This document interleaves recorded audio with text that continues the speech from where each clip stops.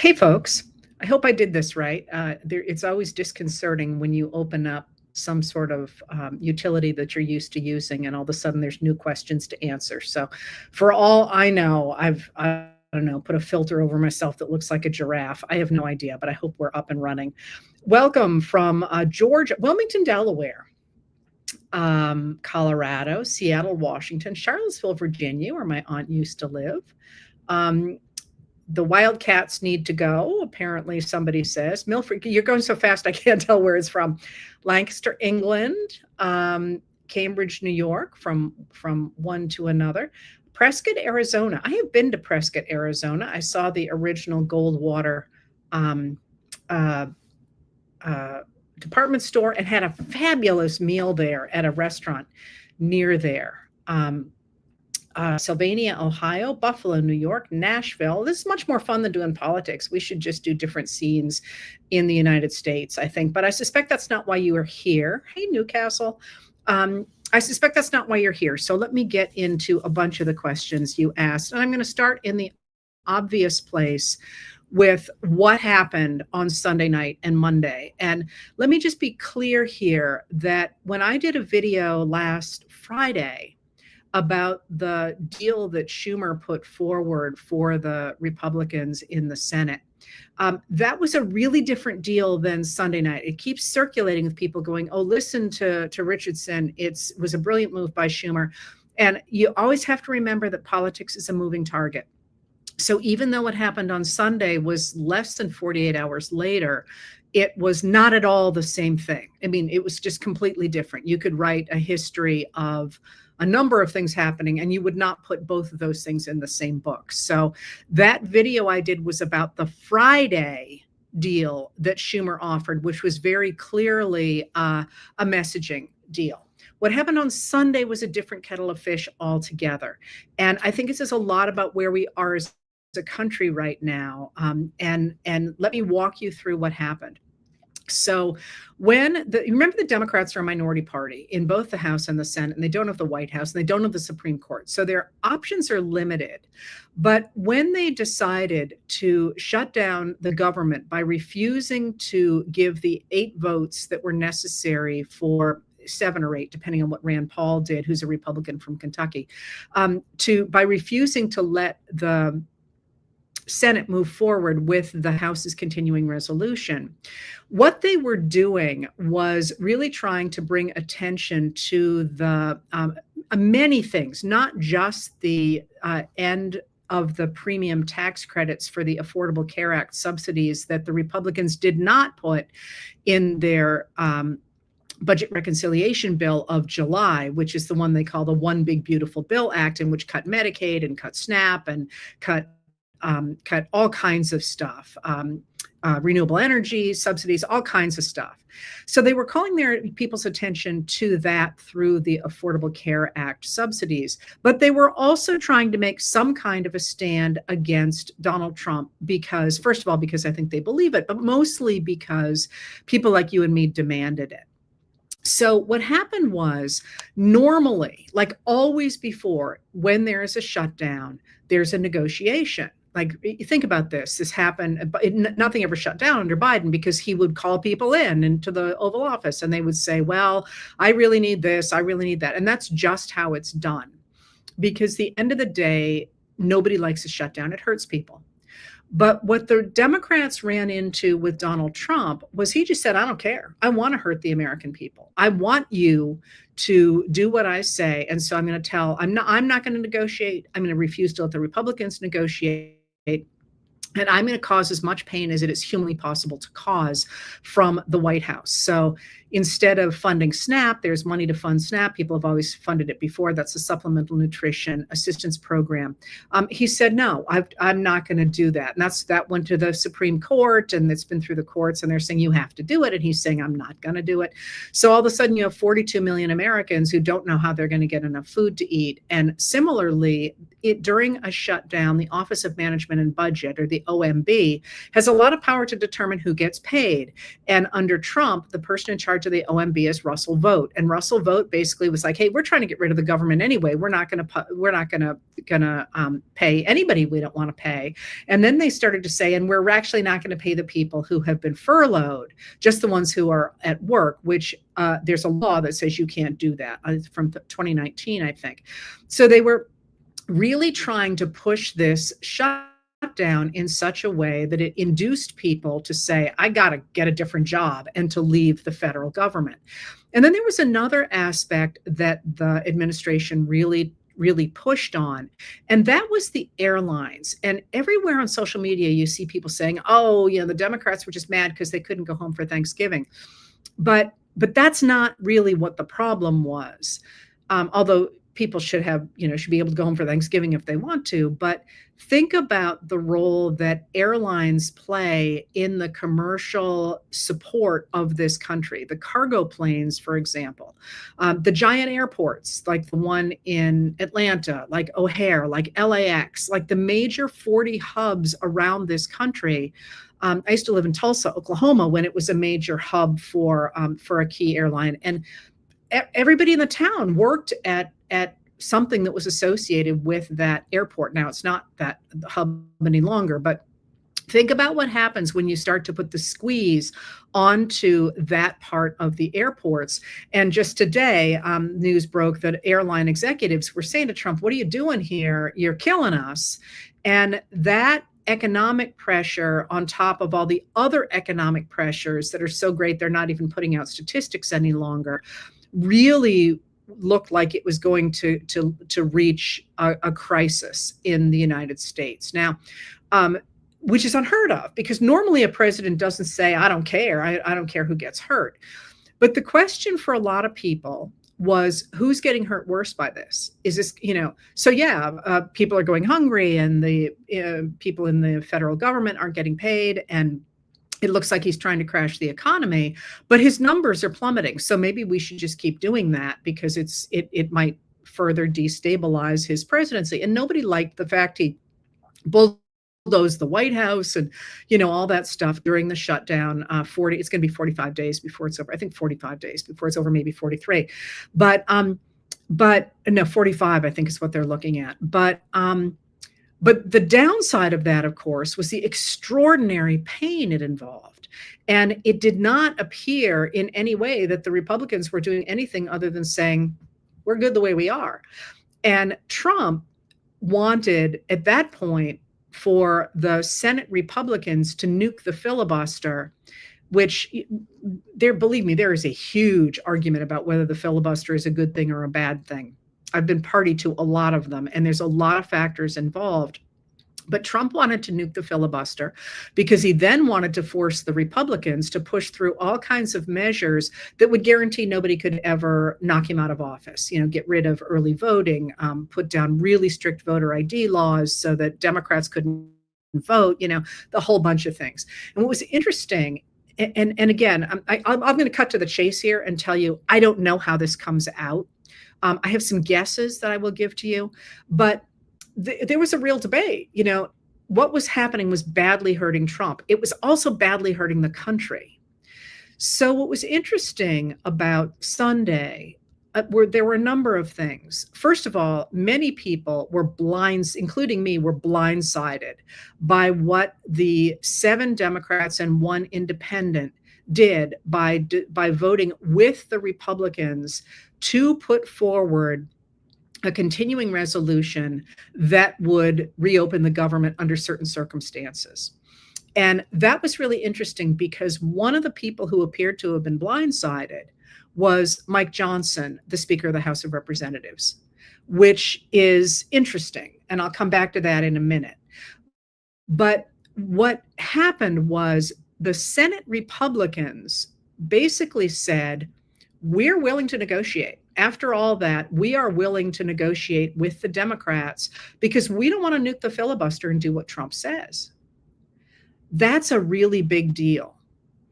So what they did is there was a pretty complicated negotiation in which they put forward a bunch of funding bills. They funded SNAP. They did something crucial with federal employees, saying that they could not be fired, the ones that were fired or let go, probably illegally during the shutdown period, but also that they had to get back pay.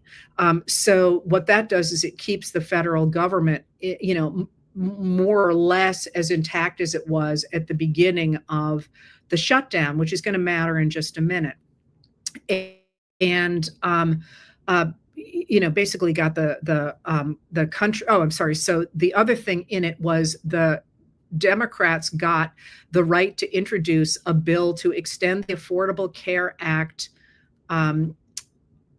premium tax credits, and it'll have to be before the second week of December. Now, let me unpack that a little bit. So first of all, it's very important here that this is not the bill that the House passed.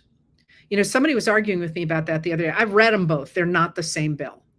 And that matters because it meant that by passing, and they didn't pass it at first, but they did go through and pass it. By passing their continuing resolution, the Senate forced the House to come back into session. So that's a really big deal because Johnson, of course, has sent everybody home. They haven't been doing any work at all because they were doing Trump's bidding. And what the Senate said was, get your butts back into those chairs. You need to come back and do some work. And the first thing you're going to have to do is take on our bill, because the way it works is the Senate and the House can pass each other's bills, but generally they write their own bills, and then either the other house passes, like the House can pass a Senate bill or the Senate can pass a House bill, or they go to conference committee. In this case, that probably won't happen. The House will either accept it or they won't. And they probably will. But that forces the House to come back into session. And that's, I think, why you saw Johnson really being quite blindsided, is because he thought he was operating on what Donald Trump wanted to do. And he seemed to think that the Senate was going to do the same thing. And the Senate said, no, we're going to do this our own way. So let me walk you through the House next, but let me finish with the Senate. So what happened was the Democrats did not get what they were demanding, the one thing that they had left on the table, which was the extension of the premium tax credits, without which more than 4 million Americans, according to the people who study this stuff, the statistics I use tend to come from KFF, which is a nonprofit organization that looks into healthcare stuff. You can find them online. Look it up yourself. They're solid. Without which more than 4 million people will lose their health care, and the health care premiums for millions of others are going to go through the roof, because as people drop out of the health pools, the people left in them are not as healthy, and so the risk goes up, and the stuff gets way more expensive. Meaning way more expensive. This is not a small deal. And those premiums come due at the end of December, or maybe it's December 15th, but come up in December. And this is a true crisis. So in a way, there was a crisis between the damage being done to the country itself and the damage being done to the people who wanted the extension of those premium tax credits, which are slated to expire in December. And the Republicans simply weren't budging on that. They weren't moving on that. But here's a wrinkle in that. So Senate Majority Leader John Thune, who's a Republican of South Dakota, agreed that the Democrats could bring a measure to the floor of the Senate. I'm seeing a lot of people going, well, Johnson's never going to do that. That was never part of the deal. This is a Senate deal that they will hold a vote on. And is it going to pass? Well, I'm not going to predict that future, because here's a wrinkle in that. 78% of Americans want those extended. And Donald Trump doesn't. And there are a lot of Republicans who absolutely don't want it, because that will help the Affordable Care Act that they're trying to get rid of. But I would be surprised if it's a straight Republican vote against it, because a lot of people don't want to go back to their constituents and say, yeah, I voted against your health care. It's one thing to sort of say, well, I'm not going to deal with the Democrats. It's another thing to say, I voted no on a clean bill to extend your health care, because there's a lot of pressure for that. So that's what the Democrats got. And a lot of you asked me, was it only these 8 people? Were there more people? I don't know. I'm not party to those discussions, but I would be very surprised if there weren't more Democrats who were very unhappy about how badly their constituents were getting hurt, from the simple reason that all the people who voted with the Republicans are not in any kind of electoral danger anytime soon. And that seems pretty damn random. If it happened by accident. So it is my guess that there were more people who thought this was a good idea, but didn't want to take the hit for doing so. And before I go on to the House, let me go into that, because I think there are 2 things at play here. There's what I just outlined to you, which is the day-to-day issue of governance. Like, what are you going to do to help the American people, especially at a time when the president is trying to hurt them? That's a problem. I mean, aside from everything else, it's just like a political problem. What do you do? But then there's another thing layered over that right now, which is the thing I am very interested in, maybe more interested in because of my intellectual interests. There is a dramatic change in American politics that has taken place over the past several years, but really since Trump was elected. And one of those things you are seeing is a very dramatic demographic change in the Democratic Party. And what I mean by that is that the new voices in the Democratic Party, and I don't want to call them young voices, which is what we usually hear, except in the sense that they are young to becoming involved in politics. Many of the people who are getting involved are quite old, actually, but haven't previously been very involved. And they are demanding that the Democrats be much more assertive in standing up to the Republicans. And I'm going to editorialize for a minute. I'm in the It's About Time party on that one. But there's also something else at stake for people like me in this. This looks very much like the 1850s or the 1890s or the 1930s to me, when new voices, not necessarily younger, but new voices, put real pressure on a political party to change.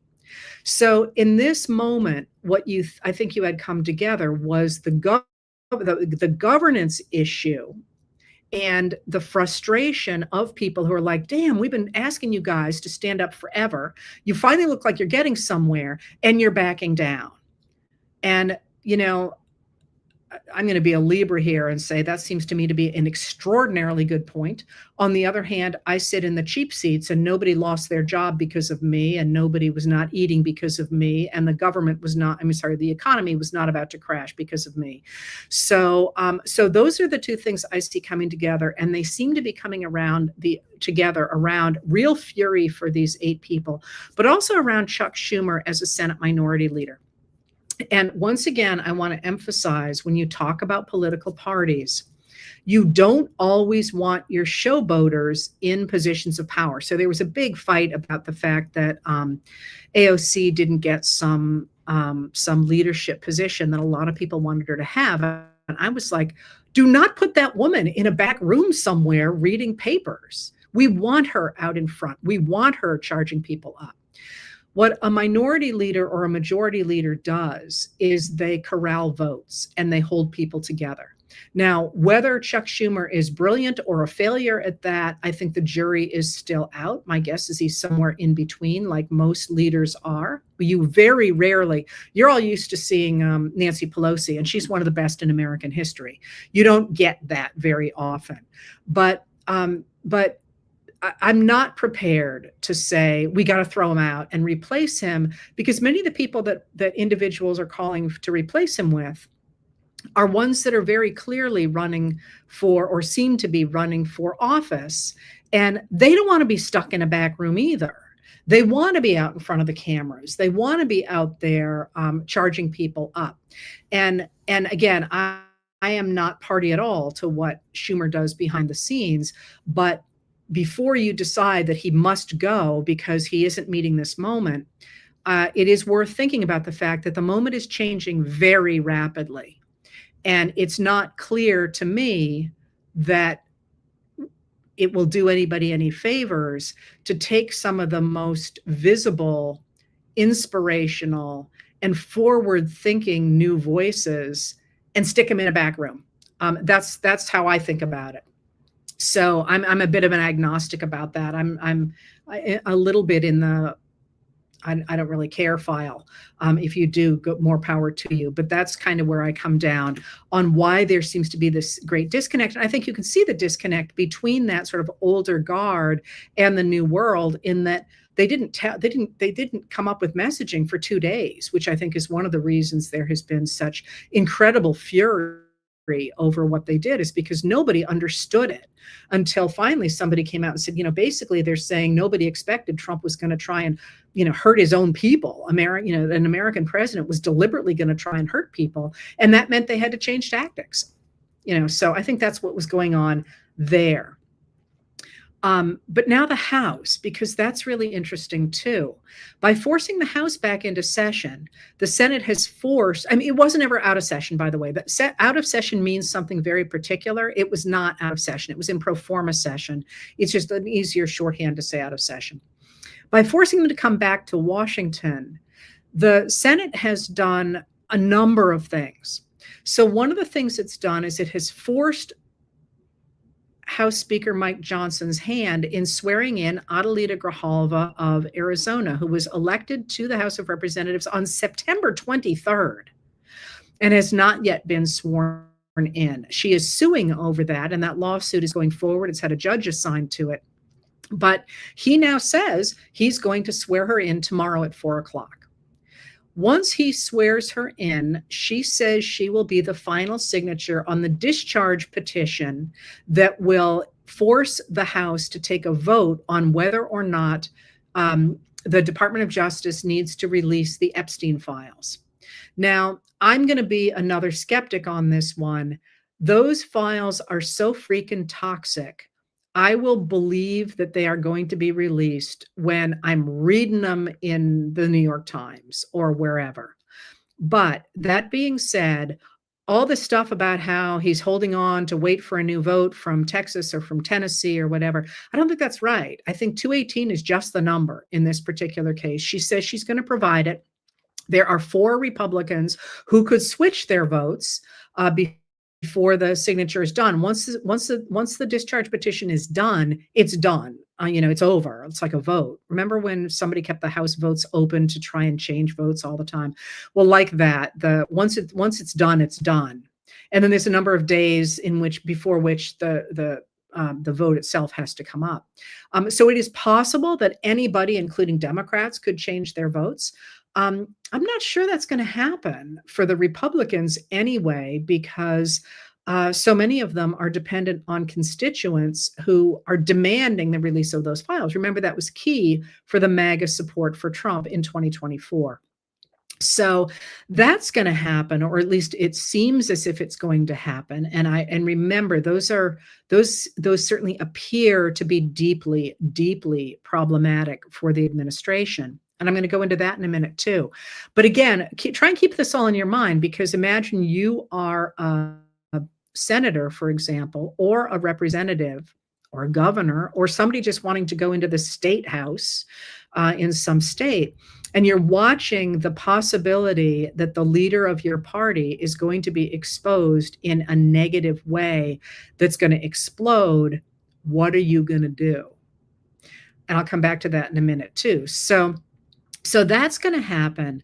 But remember, all along, the House of Representatives under Mike Johnson has done nothing this year. They've done nada except the One Big Beautiful Bill Act and the continuing resolution, because they can't get along over anything. They're completely split between, all the different factions who can't agree on anything. So now one of the things that I'm seeing on social media is Mike Johnson's never going to bring up the Affordable Care Act subsidies. Maybe not. Or maybe there'll be another discharge petition, because a lot of House Republicans want those credits extended, because guess who's going to get hurt worse by them? Republican districts, because the reason we had those extensions was because Biden put them forward. I think it was 2021. And so it was the states that hadn't signed on to Medicaid before that where a lot of people began to use those. So all of those things remain out there as wild cards, in addition to the fact that the House basically hasn't done any work now since I don't know when. And now they're behind on everything. And that's going to have to suddenly start to happen. So that's all going on.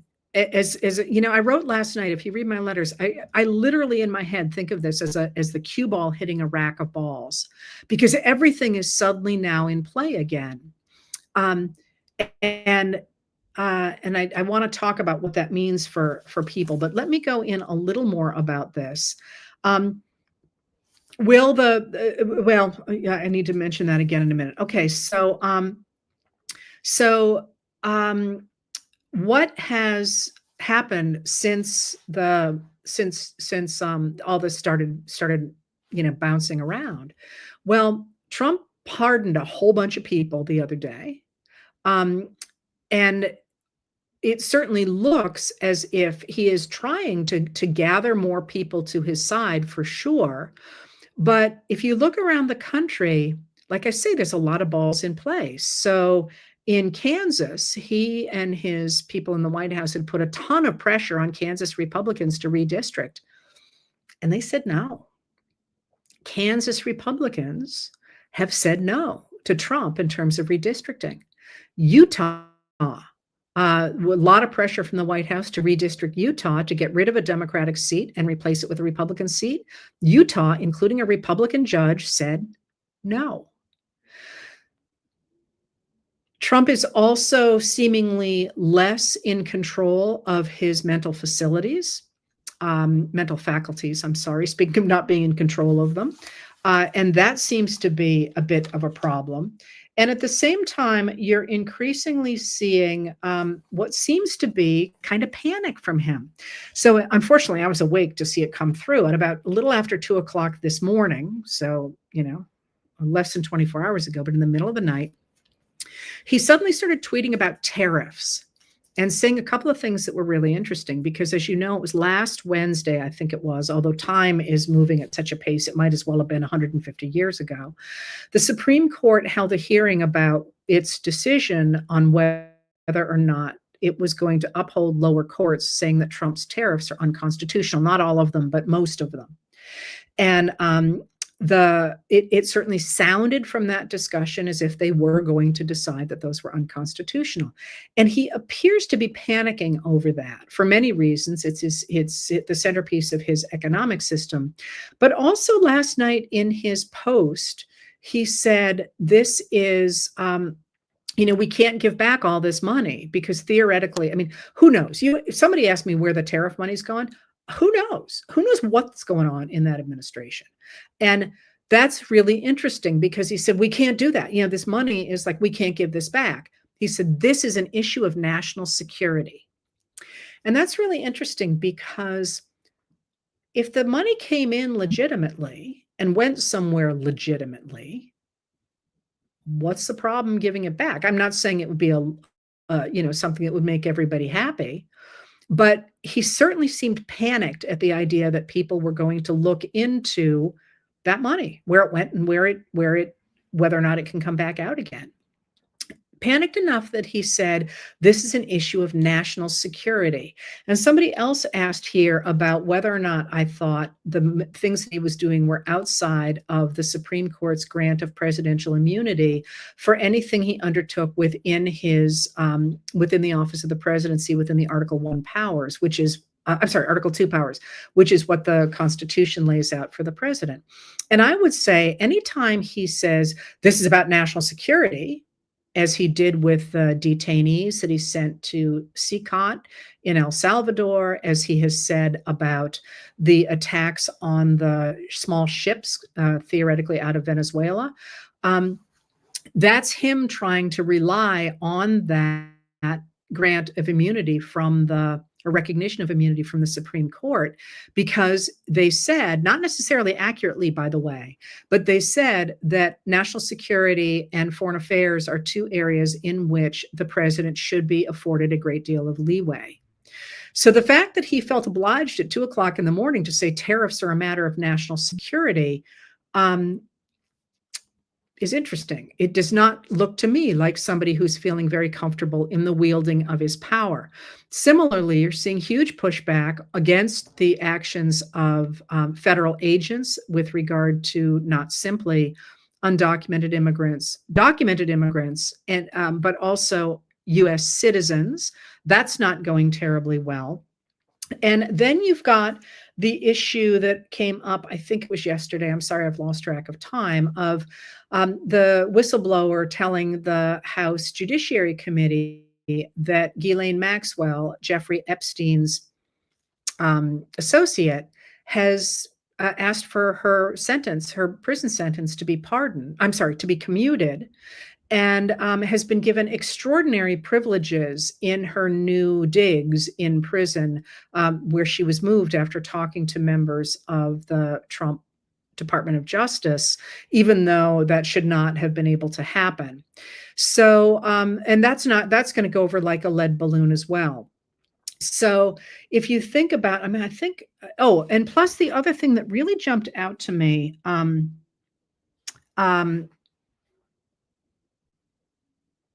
two things really jumped out to me lately this week. One was that Trump was booed at a football game. You know, he has always, remember he tried to start his own football league. He has always identified football crowds as his people. And he was resoundingly booed. It's worth listening to that. That seemed to me to be a really big deal, as well as the fact that a number of countries have said straight up they're not going to be sharing information with the United States any longer because of the attacks on these small boats from Venezuela or from wherever else they're coming, because we don't really know anything about them except the fact he says that those are people who are trafficking drugs into the United States. I guess where I'm going with this as a whole is back to that analogy of the pool table. There's a lot of stuff in play, but somebody said to me, like, it's all over now. And I'm like, if you look at how people are reacting to things right now, I don't think you're seeing a lot of triumph. I really don't. At least I'm not seeing it. I've seen a couple of reports that came from the White House saying that, Trump's people think they completely won on the shutdown. His numbers are in the outhouse. And it's not clear to me what he just won here over the whole shutdown. The Democrats did not get the extension of the premium tax credits for the Affordable Care Act, which is crucially important, but that was already lost. So it seems more to me that the Democrats lost the momentum that they had coming out of Tuesday. But let me speak to that as a final thing here. When I say everything is bouncing around and on the table, and maybe the Affordable Care Act extensions, and maybe this and maybe that, do you know why everybody is suddenly doing all kinds of stuff new and running around and apologizing and trying new things and all that? Because the American people are finally stepping up and yelling. And the demands for things like healthcare, which the Affordable Care Act, Obamacare, more power to them. That was the best that Obama could get. The idea was always to do better than that going forward. But let's freaking fix it. When you have, it's an issue for the Republicans when you have a number of Republicans now, including Tim Burchett today, saying, let's just vote on it. There isn't an it. The Republicans don't have a plan.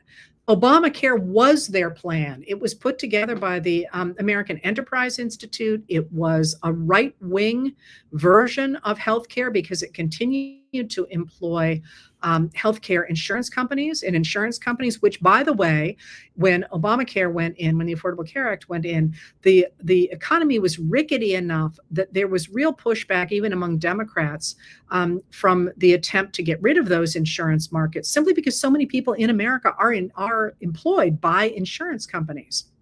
But we don't have to live like this. And the more that people speak up, and the more, for example, that, call your Republican representatives, the ones who are saying, hey, we got to do something about extending these affordable the premium tax credits. That matters. It matters a lot. And the more people do it and the more they yell, the more stuff is going to come down in such a way that it's good for the American people. And I didn't have time to talk about other stuff going on in Montana and so on. But the only thing I would say about protests right now is, by all means, complain about the direction of the old Democratic Party. But don't forget ever that the reason that the Democrats were in the position they were in was because of Trump and the Republicans. Make sure that you keep your focus on who the real culprits are here, because it's really easy to complain about the person who didn't manage. Someone said, I'm done. They didn't protect me. And it's like, they're a minority party and they did their best to protect you, but the person who's actually hitting you is the person we need to be focusing on, which is Trump and the MAGA Republicans. And by the way, that is not a partisan position. That includes independents, that includes Republicans who don't like MAGAs and what they are doing. But now is not the time to back off and say, oh, I'm done, I quit, I'm always going to get betrayed or whatever. Now is absolutely the time to speak up. I'm not sure it's worth fighting over Chuck Schumer. I'm not sure it's worth fighting over the senators who are not up for re-election, and many of them not running again anyway. It is definitely worth saying, okay, you're not going to extend the premium tax credits, then we want Medicare for all, or whatever your version of that looks like. But keeping an eye on the ball here, rather than attacking the only group we have right now that is able to mount any kind of resistance to MAGA and Trump, is, to me, not the best use of that frustration and that anger. That being said, I do think, as somebody who studies changing political parties, that's really kind of my wheelhouse. We are seeing quite dramatic changes in both parties. The Democrats are changing really pretty dramatically right now, and I think that's why people who are newly involved or newly aware of just how bad things have gotten are frustrated right now. But the more you speak up about that, the more we will create the leaders we want, the same way I always talk about us creating Lincoln. But similarly, the Republicans seem now to me to be back on the table. That is, they got absorbed by MAGA and by Donald Trump, and there still are plenty of, viciously MAGA people. Right now, the president is MAGA and running things. But increasingly, and if you look at the results of Tuesday, which also have a huge play in here, a lot of the people who voted for Democratic candidates last Tuesday had voted MAGA in 2024. So all of a sudden, all that stuff is back on the table. And to my mind, frustrating though it is to step backward, there's an awful lot of signs that the efforts people are putting into moving forward are, at the very least, messing up the status quo and quite possibly creating a different set of coalitions to move forward into something very different. So I don't know. I just started out by saying, I don't know where it goes. I really don't know where it goes. But the other piece of that is, I do think there is one group that is going to determine where it goes, and that's us. I think the weight of our political system has shifted to the American people, and we can build on that. We've got to build on that, and as we do that, we'll have a lot of influence over who starts to run the table. And I don't think right now that looks like it's going to be Trump. I could be wrong. We could lose momentum and it could absolutely happen, but that's not the bet I would take right now going forward. And I think if you do the same thing, watch people, watch how they're reacting, watch the people in power, who looks like they're confident and who's scrambling. I'm not sure that there isn't real concern that the people who are going to start running the table are people like us. So, it is what it is. I wish, I'm waiting for the day to come when I'll be like, yeah, I'm done. We can all just kayak and eat M&Ms. Today is not that day, but it's also not, I think, I don't think it's the end at all. If you think about political parties and how they're changing, it looks more like a beginning to me than anything has looked in a very long time. But of course, you might say she's been saying that for 6 years, and that would be fine as well. I have been saying it for actually more than 6 years. I've been calling out the Republicans now since 1997.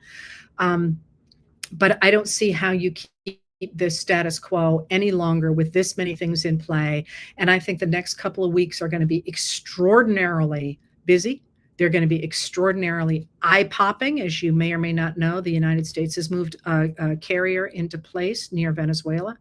But I also don't think it's clear at all that the MAGA Republicans won this. The trick is going to be to make sure the American people win it over and above any political party. All right. So that's all I got. I wish it were better, and I wish there were more of it. But we'll see how things play out, and I will see you again on Wednesday. One final note today: it is Veterans Day, and a big day. That's actually quite a big day in my world. Both for personal reasons, but also for historical reasons. And remember to thank the veterans in your lives. And, from me to all of you who have served this country, thank you.